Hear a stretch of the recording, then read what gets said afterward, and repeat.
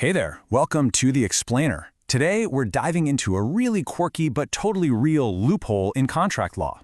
It's a fascinating story about debt, a worried father, and a clever legal twist that could, in theory, let someone off the hook for what they owe, and it's all perfectly legal. Okay, let me ask you something. Let's imagine you owe someone $1,000. They feel for you, and they agree, in writing, to accept $500 as full and final payment. You pay them. So, is that it? Is the whole thing over? Can you finally relax knowing you're legally in the clear? Well, you'd think so, right? But believe it or not, according to a legal principle that's been on the books for over 300 years, the answer is a hard no. That creditor could still turn around and legally sue you for the other $500, even after they promised they wouldn't. It sounds completely unfair, I know, but there's a very specific, kind of technical reason why. To get why this is the case, we've got to dig into this old, pretty rigid rule that's built on a fundamental idea in contract law, a concept known as consideration. So, what on earth is consideration? Well, the easiest way to think about it is it's the price of a promise. For any deal to be legally binding, both sides have to give something of value. It's the classic this for that. I give you my services, you give me money. If one person doesn't provide anything new, then the other person's promise just isn't enforceable in court. And this is exactly where that old rule, from a famous case called Pinnell's case, comes into play. The logic is, well, pretty cold. It goes like this. You were already on the hook for the full $1,000. That was your existing legal duty.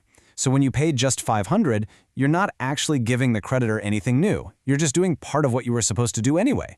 So from the law's perspective, you haven't provided any new consideration for their promise to let you off the hook for the rest. And that means their promise isn't legally binding. Ouch. Now, this rule seems incredibly harsh, right? And for a long time, it was. But then, a case came along that found this brilliant little workaround. And it's a great story, all about a son, his creditor, and a pretty desperate offer from his dad. So, meet our first character, a guy named Mr. Temple.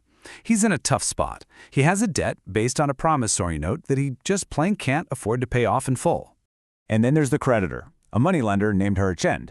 And he just wants his money back. And based on that rule we just talked about, the law was totally on his side.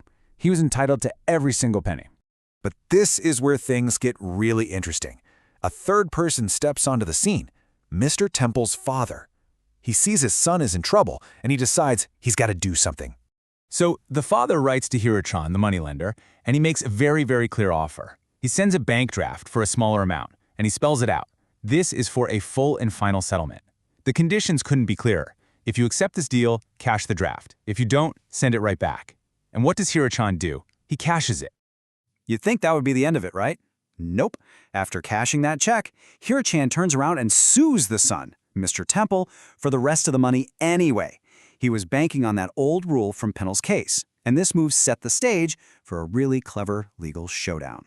I mean, think about it. The creditor had the law on his side, right?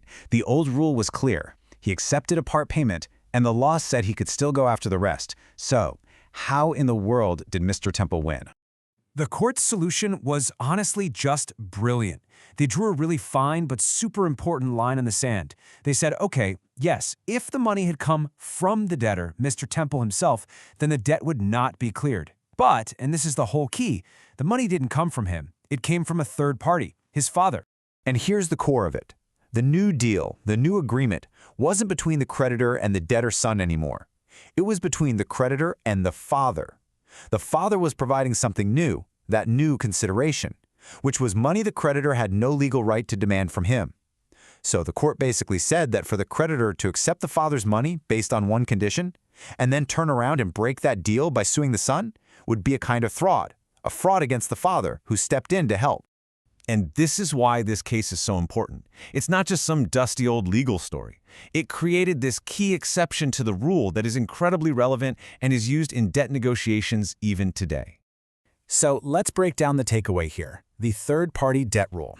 Here's what you need. First, a third party, not the debtor, has to offer to pay a part of the debt. Second, that offer has to be crystal clear that it's to settle the entire debt.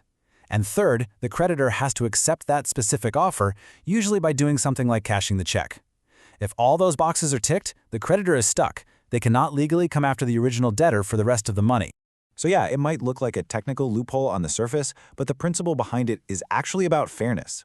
It's not really about letting the debtor off easy. It's about forcing the creditor to honor the new deal they made with the third party, with the person who stepped up to pay on someone else's behalf. The law is protecting the integrity of that new agreement. And that brings us to a really interesting question for today. I mean, this whole ruling was born in an era of handwritten letters and bank drafts. But what about now, in our world of digital payments, joint accounts, family apps, where money zips between people instantly? Should this distinction about who the money comes from still carries so much weight? It just goes to show you how even centuries-old legal ideas are constantly being challenged by the way we live now. Something to think about. Thanks for tuning in.